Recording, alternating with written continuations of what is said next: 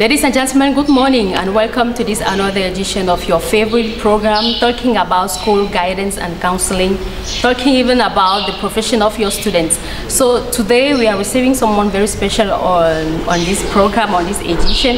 It is Madam KINYUY Eveline. Madam KINYUY Eveline, good morning. Good morning, Madam. Please, can you introduce yourself to our viewers? I am Mrs. KINYUY Eveline, Chief of Service for Guidance and Counseling, Government High School, NGODI-BAKOKO. Okay, thank you, Madam. Please, now, we want to start first of all by knowing what is the real meaning of the word guidance and counseling. Guidance and counseling is a process that helps students to know their skills, their interests, and their personality.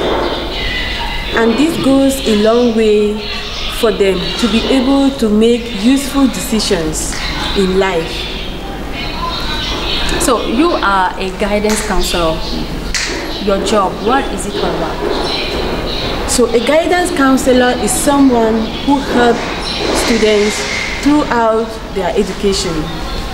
It can be in the field of academic achievements, to make good career choices, in their personal lives, and in their social development in the society as a whole. You know, in many other jobs, in many other professions, we also have difficulties. So for you as a guidance counselor, what are the difficulties related to your job? We have difficulties of lack of cooperation from parents and from students. This is because our school milieu is made up of students from different sociocultural backgrounds with different upbringings. So it becomes very difficult for us to deal with these students. We also have difficulties in inadequate facilities. We don't have enough working materials in order to work with these students. We also have time limitation. So thank you. What I wanted to know is that, have you ever organized maybe a conference or a meeting with parents so that they may understand very well what your job is all about? Maybe to understand that it's very important for them to send their children to you. Yes, we usually organize seminars which we invite parents. Yes. And most often when we invite them, they don't come. So that makes it difficult for us to be able to cooperate with the parents. Normally, education is a partnership between the parents and the school. But when we invite parents to come to school, they don't come. And so this is another problem, makes it difficult for us to be able to work with the students. Yes, don't you think, with the parents. Don't you think that as they behave like that, it may have an impact of how students behave with you?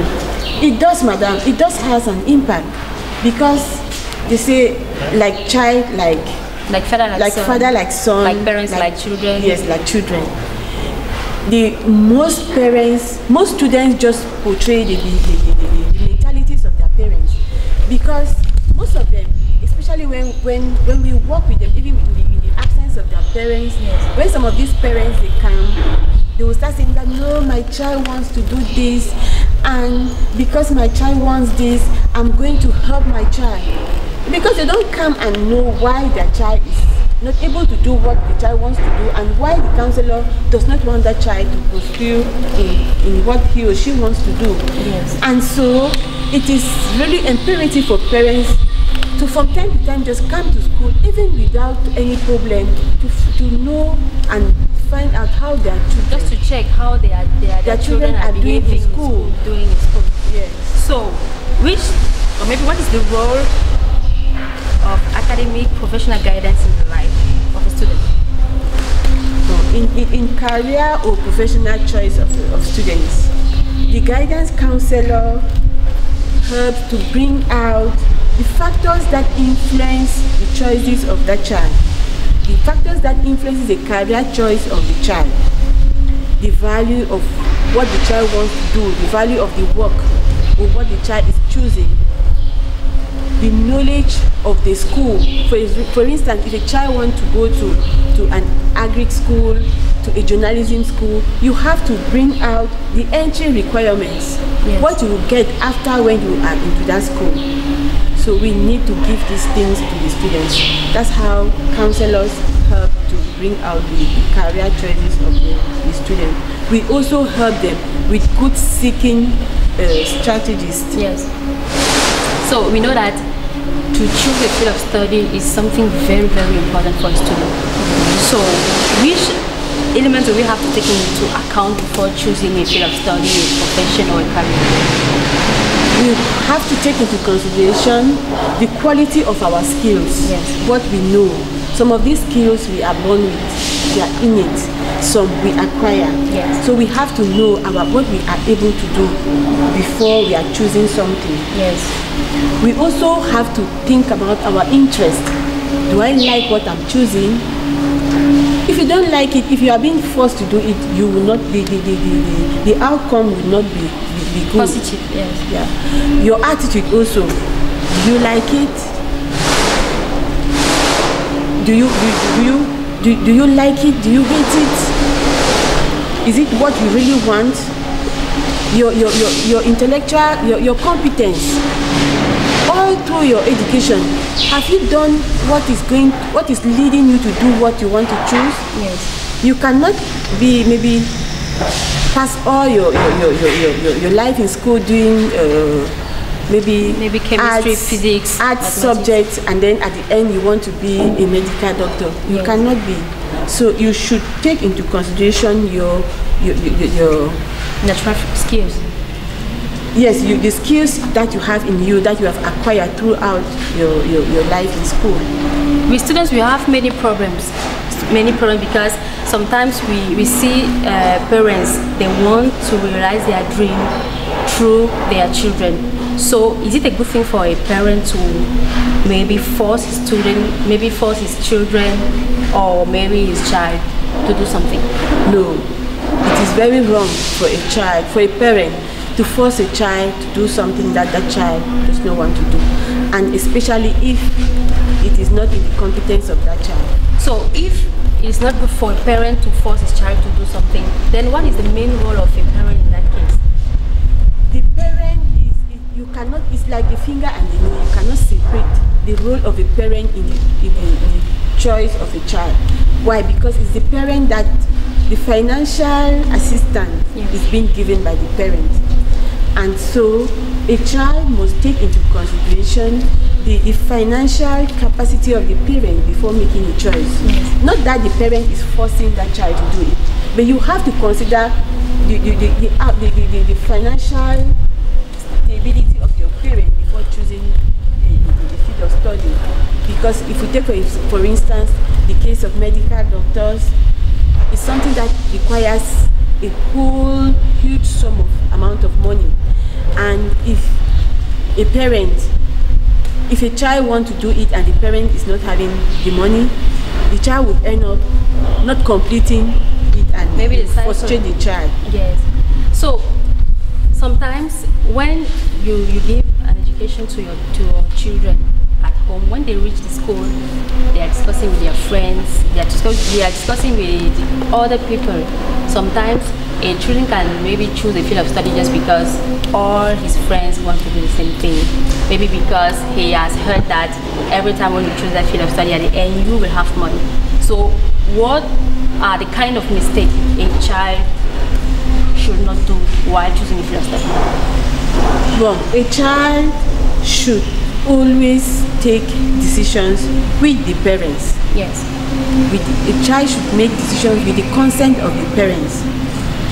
A child should be able to know the risk in what he or she is choosing, the advantages and the disadvantages that are in what he or she wants to choose. Yes. For instance, there are some occupations that have the risk is so much, and if you know, you should know before choosing it. You don't regret after you have made the choices. So I think that a child should be able to know the successes that are in what he or she wants to choose before choosing, not choosing with friends. So those mistakes students should try to stay away from. Okay, so ladies and gentlemen, if you join us right now, just notice that you are in your favorite program talking about school guidance and counseling, also about maybe all the kind of profession you may want to do when you reach the university. So today we received here in this program Madam KINYUY Eveline. She is a guidance counselor in Lycée Bilingue NGODI-BAKOKO. So Madam KINYUY Eveline, we wanted to know what is the impact of a wrong choice, maybe of a field of study, a profession on a student? The impact of a wrong choice of a field of study or a career choice is frustration and low productivity in the case of a field of profession. Nonetheless, if a student or an individual find he or herself in such a situation, you can still upgrade your knowledge through hard work, so that you are able to meet up with the job market, so you are not pushed aside. So in every situation, you can put in hard work. You go to school, you do research to maintain your standard wherever you find yourself. But where you have already made the wrong decision, at times it leads to real frustration and low productivity. You cannot do well in what you're doing. So before ending this program, we want to tell you that it's important for parents to understand that guidance counselor in the school of their children are very important, first of all. Secondly, they have to understand that they have to send their children to go and see those guidance counselors to have the best choice, maybe of their field of study when they reach the university, or maybe when they want to choose their career.